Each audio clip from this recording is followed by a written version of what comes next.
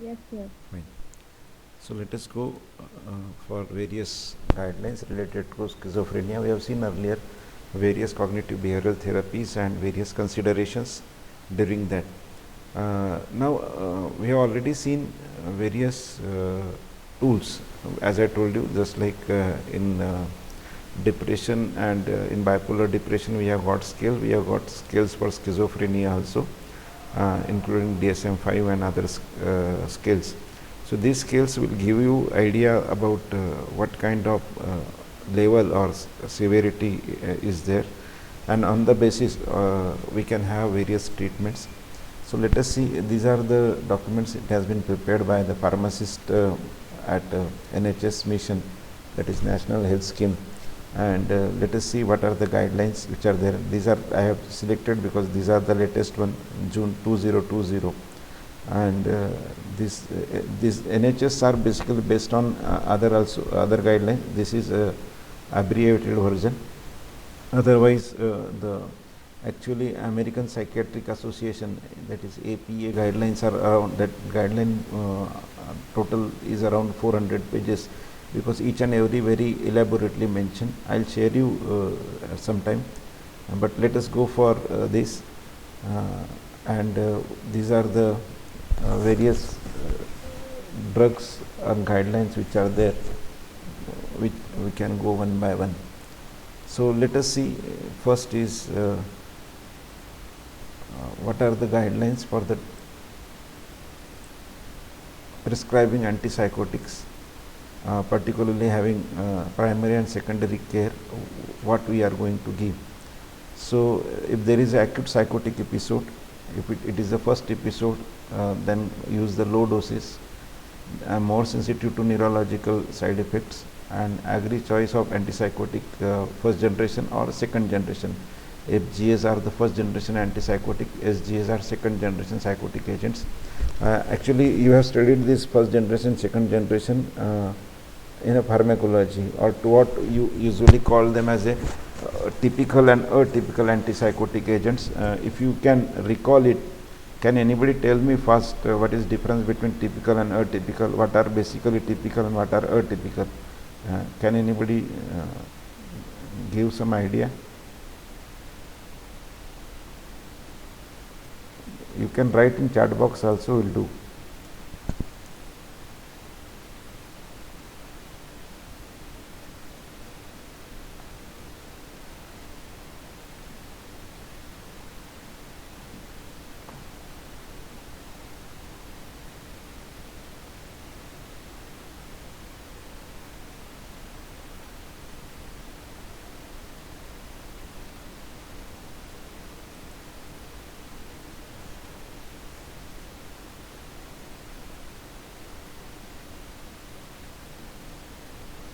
Anyone? You have studied it in pharmacology, difference between typical, atypical. Whatsoever you can recall, you can recall. Can you do it?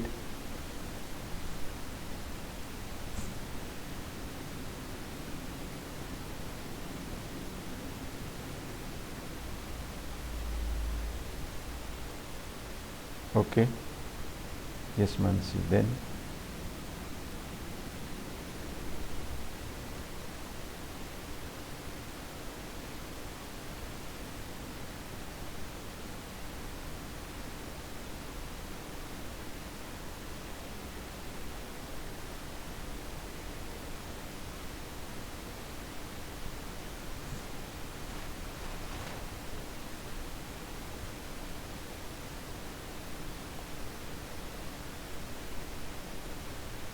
all atypical act on serotonin.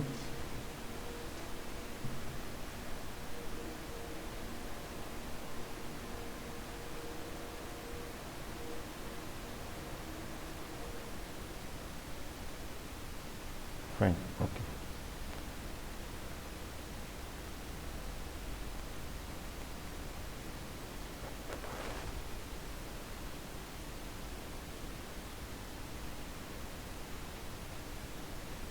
Apart from Mansi, any other one? Can you tell the differences in the adverse effects related to typical, atypical?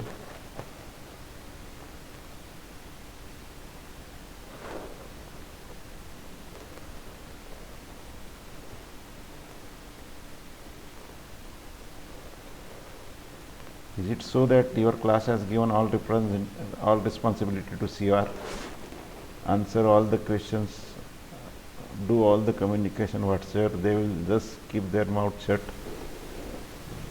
or rather brain shut, no response.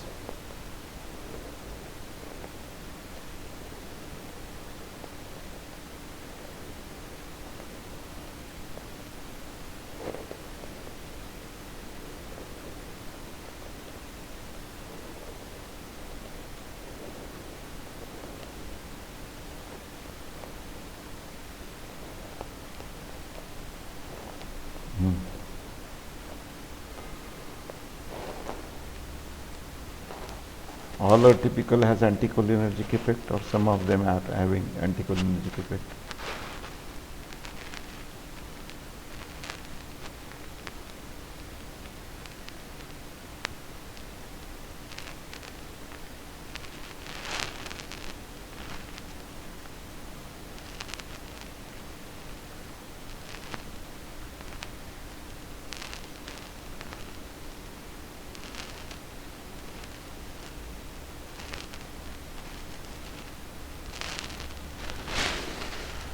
Okay, whatsoever are okay. Let us not wait much for this. So it can be this first generation, second generation, and as per the choice of antipsychotic, as suitable to the patient and the carer, treatment should be individualized on the basis of efficacy. This is very important in antipsychotic, that some antipsychotic may be effective in few, they may not be effective in others. So it should be individualized on efficacy, then serious adverse event or adverse events, and relevant medical history and cost. So these are four pillars always be there in the finalization of treatment. So it will be based on efficacy, because although the drug is very good, it has been reported very nicely, but it may not be effective in that particular person, and therefore individualized. Second thing is, what are the serious events or side effects, adverse events, side effects. So what are these? So if these side effects are in some patients they are more prominent, or there are some underlying cases, then in that case it should not, even though it is good, having good efficacy, but simultaneous side effects are also more, then should not be used. Check the medical history, whatsoever available, and cost of that, whether affordable, not affordable. So what are the first choice? Risperidone, amisulpiride, it is analog of sulpiride, olanzapine, quetiapine. Second choice, low dose typical oral or depot, that is long acting injections. These are depot preparation or long acting injections. You must be knowing about it. It is a formulation aspect, that these drugs are particularly put in such a way. You must have seen, or in the beginning we have discussed this issue. Compliance is the major issue. Compliance is a major issue, because if they are not in good state of mind, if they are either aggressive or too much depression, they may not take medications. And if it is quite elder person, then it may not be, it can be difficult that how to force the person. So in that cases, the best thing is done for taking it orally, because for orally administration, swallowing is the procedure which the individual has to do. Okay. So in that case, the injections can be given, and then every time if the patient is aggressive and give this injection, and if it is involving 3-4 people to hold the person, then it can be difficult. So in that cases, the long acting injections, parentals are given, and in that then it can be given like drug like haloperidol or aripiprazole can be given. Aripiprazole is not a first line. Extrapyramidal side effects are there. So this extrapyramidal syndromes, whenever it is there, so what we can do is, which drug can cause, about it. The drugs particularly which are first generation, or which are typical one, they are more prone to cause. In that also, haloperidol has the highest chances of it. So consider the reducing dose. More common side effect is observed, or more commonly observed in the young person. So drugs in that case is olanzapine and quetiapine. So see, we have seen our pillars are there. So next pillar we have seen efficacy is, that is side effects, relevant medical history and cause. So if those are having extrapyramidal side effect, what do you mean by extrapyramidal side effect? Most probably aware about it. Anybody, what is extrapyramidal side effect?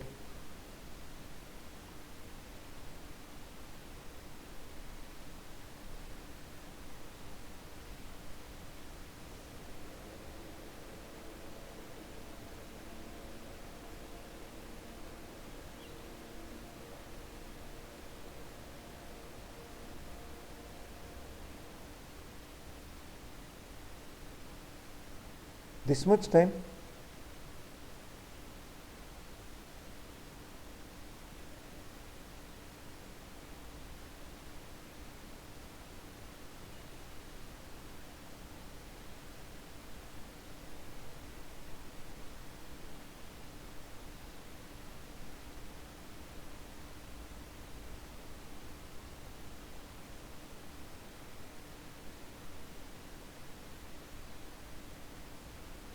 Why these are there? Anybody?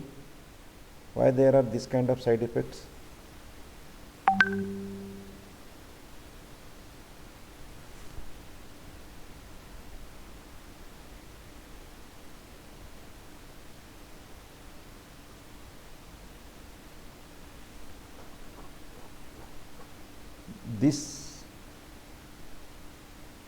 These movements or dyskinesia, kinesia, they resemble to what?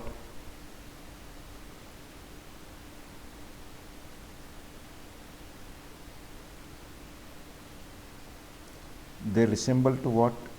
Where it is this dopaminergic imbalance? Is there any condition in which it has been seen? It can be there. Parkinsonism, very good. So it will show extrapyramidal syndrome means Parkinsonism like situation. So in that cases we cannot give typical one. So drug of choices are olanzapine, quetiapine. Second choice is clozapine, aripiprazole. Now you will find that particular clozapine, aripiprazole, they are reserved as a second what we can say sort of reserve treatment. When the first line is not working, then they are put into practice. Then tardive dyskineas is there, which are caused by other antipsychotics, example first generation or typical types of there. Again, what we can do is we can reduce the dose of this typical one, particularly in elderly patient, and we shall see or we shall make a caution with anticholinergic use. And the first choice will be again quetiapine and olanzapine. Then next in that case is hyperprolinectemia. This is another adverse effect which normally typical can show because of their D2 activities. It is more common in the premenopausal women. Monitor for osteomalacia or osteoporosis.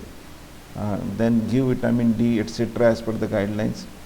And the drug of choice in that case will be aripiprazole, or switch to quetiapine or aripiprazole again at somewhat higher doses. Then the second choice here the first time we are saying that it is olanzapine, from first to second it has got.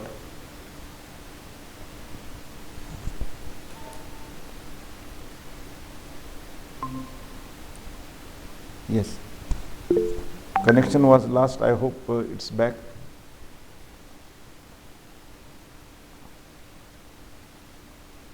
Fine.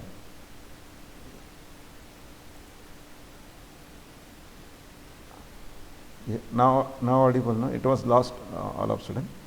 So this is what the drug is. Then hyperprolactinemia is there. It is more common in we have seen about it, and this is particularly in premenopausal women. Then what we should do is monitor osteomalacia or osteoporosis, because calcium metabolism will be affected in these people. And the drug of choices will be aripiprazole 5 to 10 milligram, or switch to quetiapine or aripiprazole. Then the second choice will be olanzapine or clozapine. In case where there is a sexual complaints of sexual dysfunction after antipsychotic treatment, then the first choice will be aripiprazole, second will be olanzapine, third will be quetiapine, and again in case of difficulty or in case of the first line treatment is not working well, go for the next one. Weight gain is the biggest adverse effect. Anybody? Which drug is causing weight gain as a side effect? Where it is higher?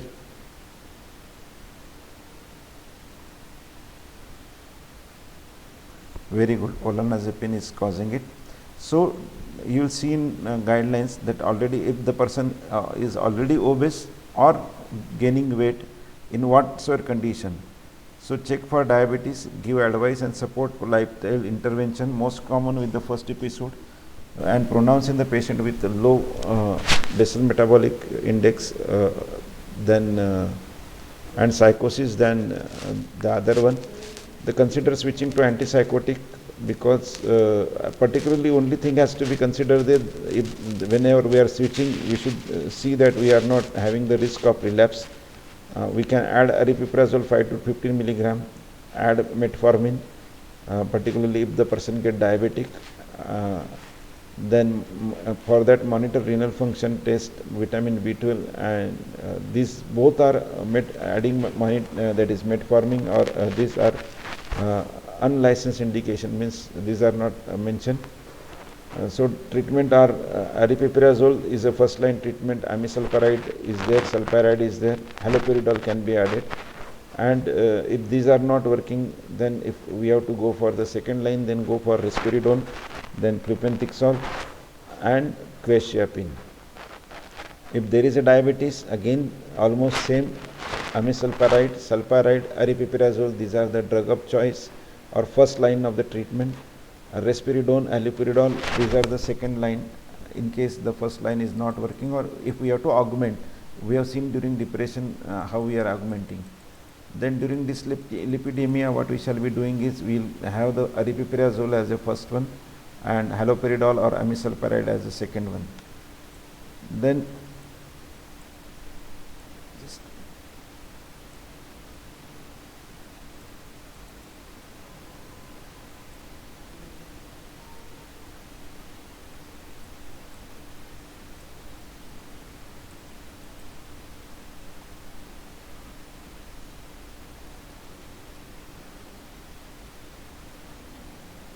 so next in this is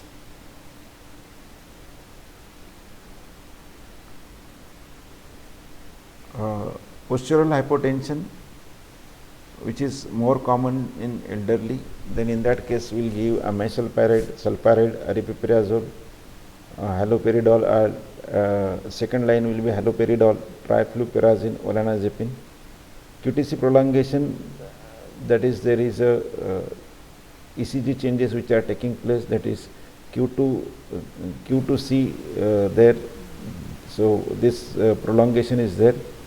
So it is risking is higher with the high doses. Avoid drugs that prolongs QT interval, and accordingly we can select the drug like aripiprazole and raliperidone. This second line treatment are flupentixol, olanzapine, risperidone, clozapine. The drug which are causing sedation, again typical are more prone to cause it. The review timings of administration with respect to time to peak drug levels.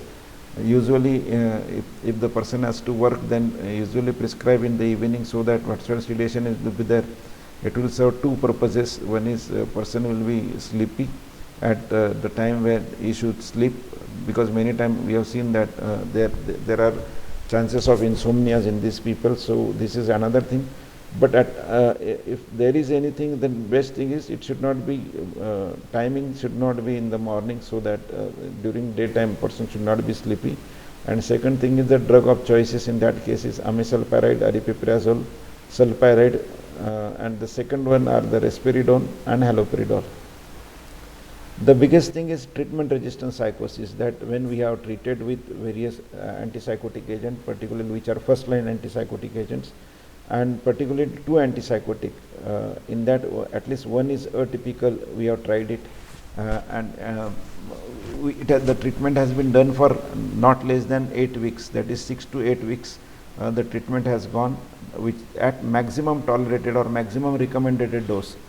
Okay, what's your recommended dose is there, and it has been given maximum, but still there is no remission, there is no change, or what's your activities or what's your diagnostic test if we are performing, or the symptomatic one. We have seen various symptoms, agitations, from agitation, thoughts, weird thoughts, hallucinations, delusions. There are many such things we have seen.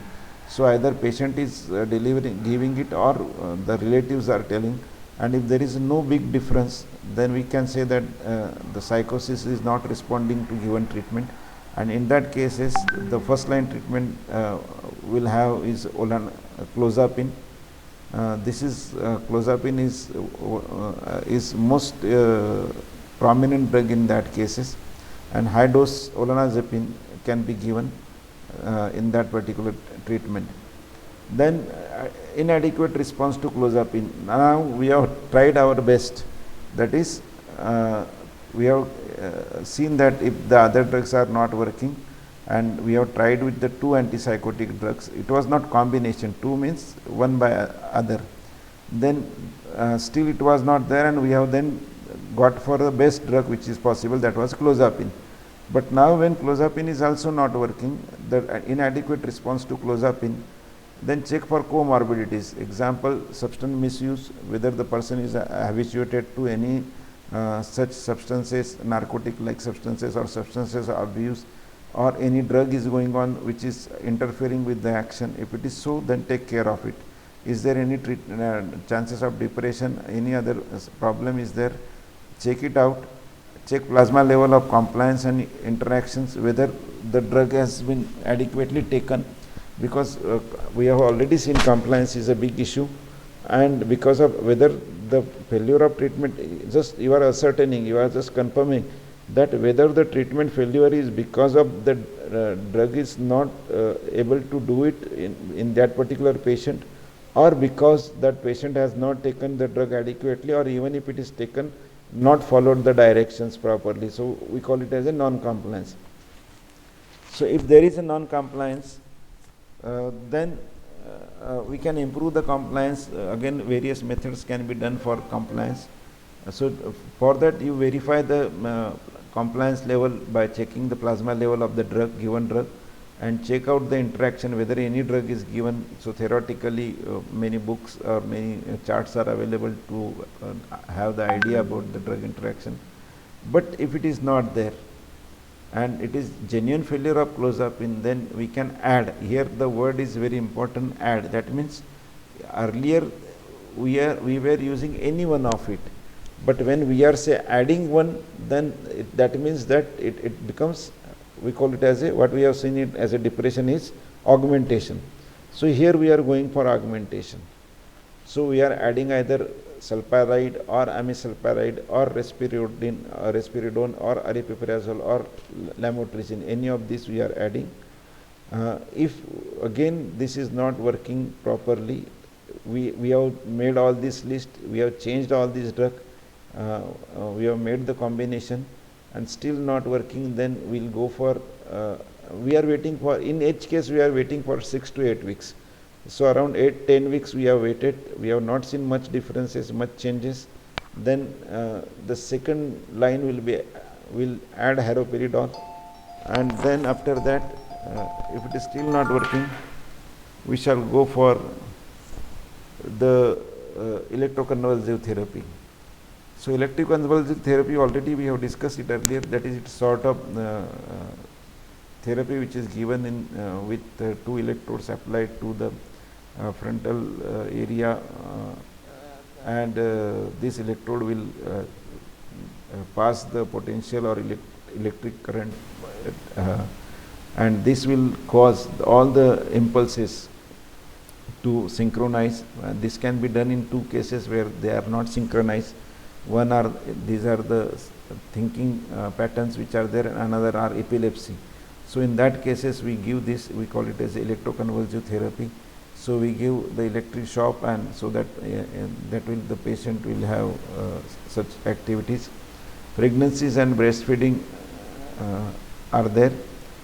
These are conditions in that we know that the dopamine agents, they are having activity.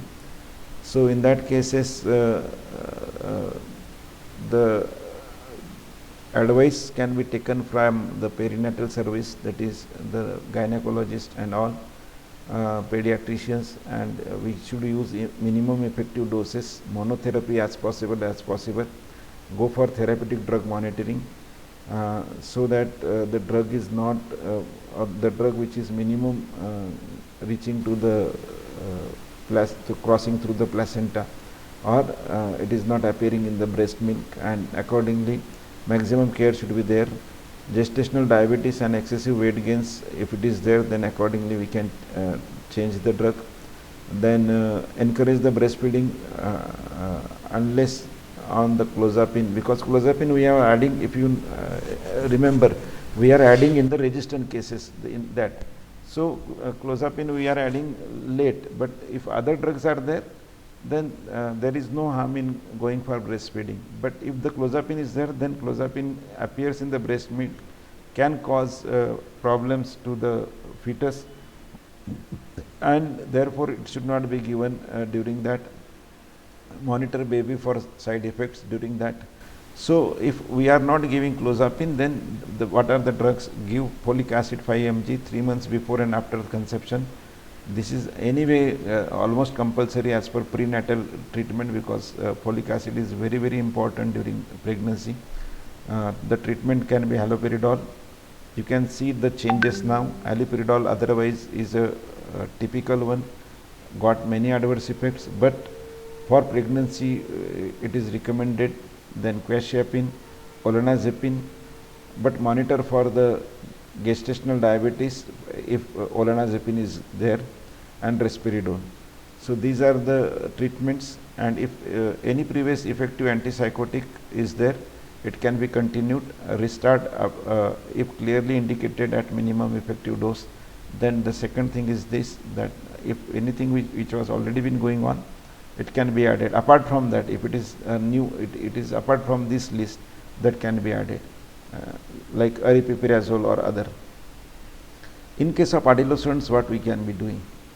Use lower doses of these agents, titrate slowly. Titrate word I told many times, you might have studied or use it in second year, third year. Titrate here means directly, instead of going directly to the maximal doses, we are starting from the minimum doses. If we are happy with the effects, we will continue with the minimum dose.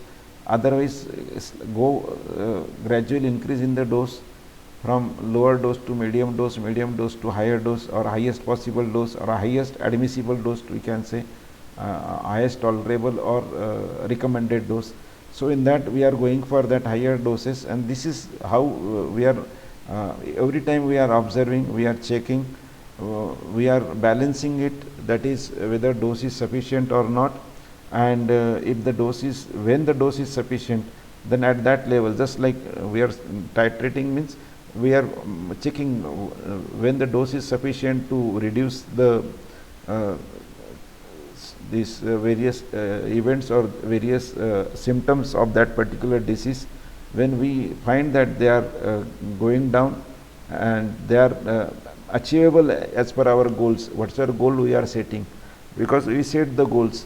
So when we set these goals, that we wish to reduce number of incidences, this much number of incidences, this much level of anger we want to reduce. So if we are reaching to the goal, this is our titration point.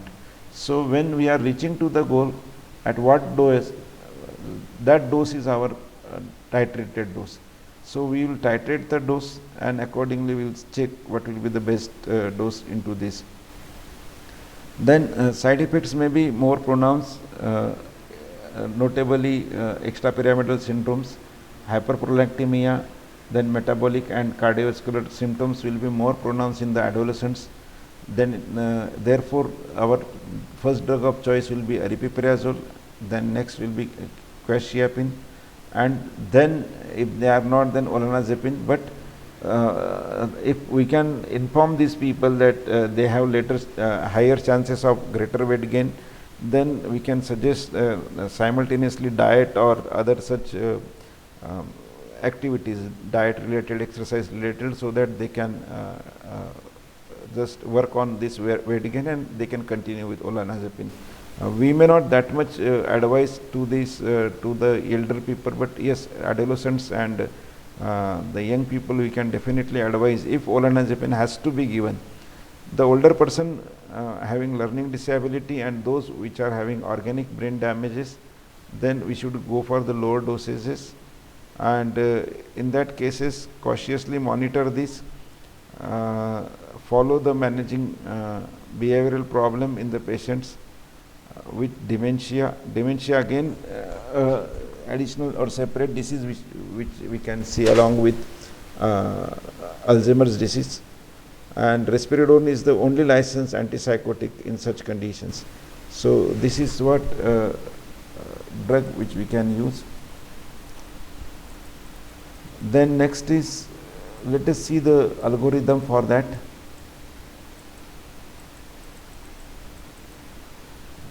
So check the risk and benefits of the prescribing. I hope whether we have seen this table, I think earlier we have seen it, various class of recommendations and levels of evidences. These two things to what we call it as I told you, evidence-based medicine. So this class of recommendations and the level of evidences, they are very, very important. So on that basis, check the risk benefits. We must have much more benefits than the risk. So check it out, consider and discuss with the patient and family particularly, and or caretaker to have the choice, because if the drugs are similar, then example if the family and patient, because here patient is not what we can say hospital bound, many times it can be home bound, it can be ambulatory. In that cases we can discuss with patient family. Example, suppose we need to give olanzapine, then we can tell patient that yes, this can cause increase in the body weight. If already the patient is well controlled, having good physique, then definitely we can suggest patient that if it is so, if you observe it is there, you can control it with diet, we can control with physical exercises and other things, but the drug is better one comparatively. But if it is not possible or already patient is obese, then definitely we cannot give olanzapine. Likewise, so these are the cases. Consider the discuss with the patient what are the risks, what are the benefits, include the comorbidities, substance use and physical health during discussion, and accordingly you finalize, you perform the baseline investigation to what we call it as if you remember SOAP, that is we have taken all these details, we have set our objectives, and then we are now going for these assessments. So perform the baseline investigations, go for this is one of the guidelines, that is currently we go for Maudsley guideline for schizophrenia. Prescribe one antipsychotic starting at low dose. We have seen which antipsychotic is to be preferred in various conditions, as we have seen earlier or table before that. Consider the drug interactions and side effects, because we have seen all these in what condition what are better. Consider the social and psychological interventions. Social and psychological means I told you like this various clinical psychiatrist counseling sessions, or we call it as a guidance sessions. Then consider the smoking cessation and treat comorbidities whatsoever other there. Then we are going for review. Once we are going for treatment review for at least 2 weeks for response, side effects and adherence. Now here after baseline actually we are prescribing only one prescriber, and while prescribing we have seen we have consider various criteria, we have thought on that, just like we have seen in above table. Now we are going for this one antipsychotic. Will observe the person at least every 2 weeks or at least once a week. for response, side effects and adherence to the treatment. If there is issue with adherence, consider depot or long acting injection. That is, these are lipid soluble formats of the drug. Once they are injected, it may be there in the body for maybe not less than 3 days, 6 days, 8 days, like that. So on that basis, we can give this long acting injections or depot preparation, we call them. So this depot preparation will be releasing drugs slowly for long period of time, and so that it will remain there, the action will be continue. Now on that basis, if everything is fine, then if good response, continue medication and monitor the patient. So the job is over. We are firmly in control and we are going towards a good prognosis. But if the response is poor, then change the drug or adjust the drug. We have seen titration earlier. So if we have started with the lower dose, then go for slightly higher till the maximum possible dose. At many places there are two approaches. Instead of going for highest possible dose, people rather some people prefer to change the drug. Depend, they have their own practices. Change or adjust the drug, and when we are changing, then there are chances that any relapse can take place. So in that cases, this cross tapering is there. We have to check, we have to take care that we are making that care, and because even dose tapering is very important. So when cross tapering is there, we are gradually reducing one and increasing the other one, particularly when we are changing the drug. So this all care has to be maintained, and what we have to do with various situation: check baseline body weight, HbA1c, lipids, prolactin, fasting blood glucose, then this estimated glomerular filtration rate, urinary, other this one, various markers, then liver function test, then various tests, ECG, blood pressure, and accordingly what is the condition we can check. So go for that. In various drugs, what will be the situations, check it out, and on that basis if anything goes wrong, then you can check it, you can try it. So these are various important points to what we can call as a what physical health monitoring we can go for. And this once it's there, then it will be helping us to have a, because if any adverse effects, if the example changes in ECG are there, then we can avoid it. If there are changes in body weight is there, as it is there in olanzapine, or blood glucose level is there, then in that cases we can change it. Now in certain cases we may not need to go for every time. Example, body weight we can continuously observe, and particularly it is a good thing. HbA1c is not a big problem, but all other states may not be that frequently required. So some test may be baseline and annual. Example, you may see that the LFT, that is liver function test, glomerular filtration rates, ECG, we may have in between depending on the drug, or the blood pressure during titration of certain drug we can have. So on that basis, and the clinician's view, if the clinician suggests, then we can go for that. So these are various conditions in which we can plan about various tests in between. So we cannot directly start with the combination of antipsychotic medication until and unless for short periods, particularly when switching or in combination with the clozapine. So in that cases, when clozapine is not working, then we are going for augmentation, rather we call. Otherwise we are not going for any combination. Yes, combination can be there when we say that drug A was not working, because we have seen ABC list in the first line treatment. So when drug A is not working, then what we are doing is we are slowly tapering or decreasing the dose of drug A, and we are introducing drug B. Okay, so in that case only there is a combination, otherwise we are not starting directly as a combination. Then be aware that anticholinergic may be misused. It can worsen the tardive dyskinesia and it can impair memory. So there should be minimal use of this, and regular review should be there. Control of behavioral disturbances should not be accepted as adequate treatment response. Aim for relief from positive symptoms, reduction in the negative symptoms, improvement in the functioning, minimal side effect, acceptability to the patient's recovery, and patient, and not only patient only, the relatives or the ambience, they should have and check the adherence for it.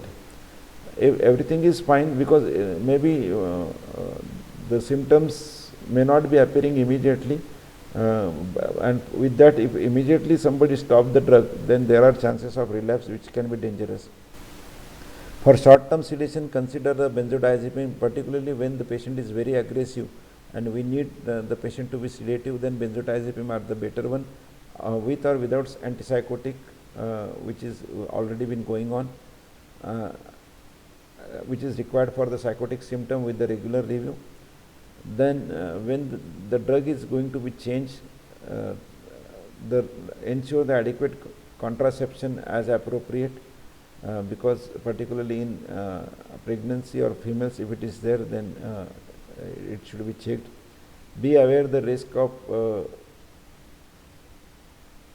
this VT when using antipsychotic.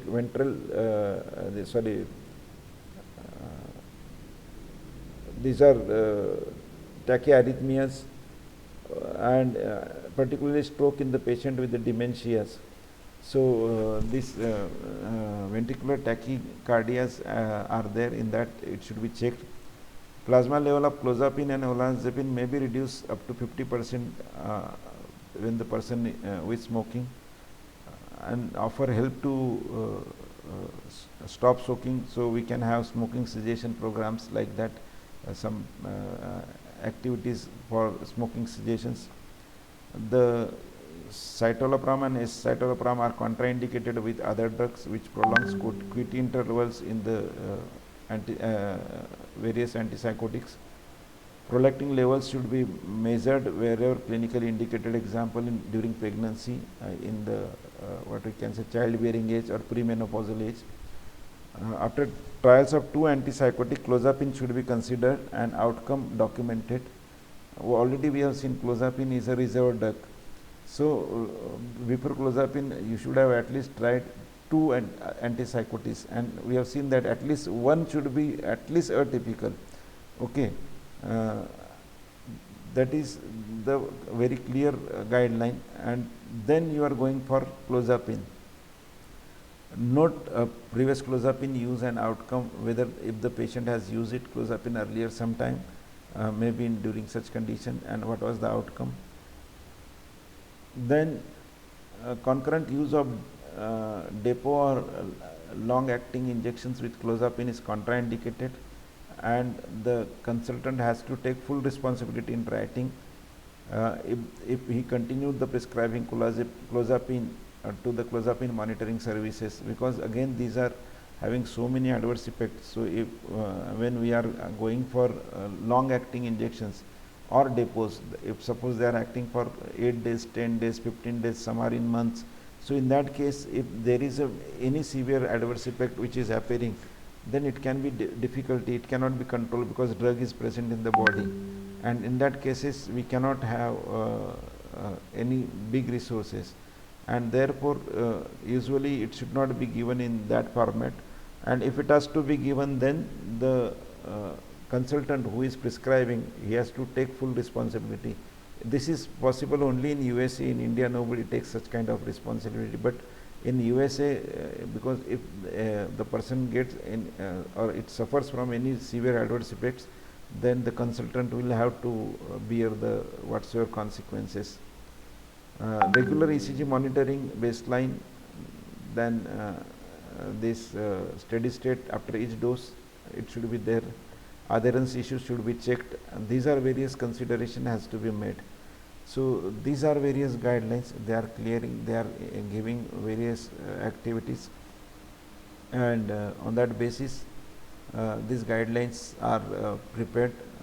These guidelines have so many reference signals they have referred, and on that basis these guidelines they have made, so that the treatment for schizophrenia can be done. So we shall see this flow chart in our next class. Already time is almost up. So we shall see how we are going for this treatment. There are several guidelines, as I told you. American Psychiatric Association is one. Then nice guidelines are there. These are particularly UK guidelines, that is National Health Service guidelines from UK. So these are almost matching, because even this guidelines of American Health Association, American Psychiatric Association, these are there is a reference of NICE guideline. So we can have these various guidelines. You can go through this. If you have anything, you can definitely ask. We can have a discussion on that. So we'll start about this another type of flow chart or algorithm in our next class. I hope you are understanding. Please go through this. Yes, I was telling you the another thing. Let me tell you. Let me show you what it is.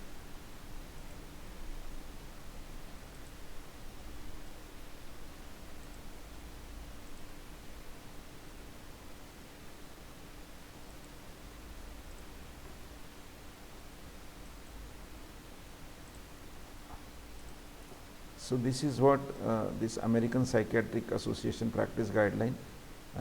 If you can see it, it is around 414 pages guideline, and they have considered so many things. This is comparatively latest guideline they have put in, and it is to be released in 2020. This is a draft guideline, and on that basis almost these are final versions are there when it is already put on internet, and you can visualize. And they have given the reference of NICE guidelines, so even they have put some uses of that. So I have used this abbreviated form of NHS guideline. I'll suggest you to read both this American Psychiatric Association and this.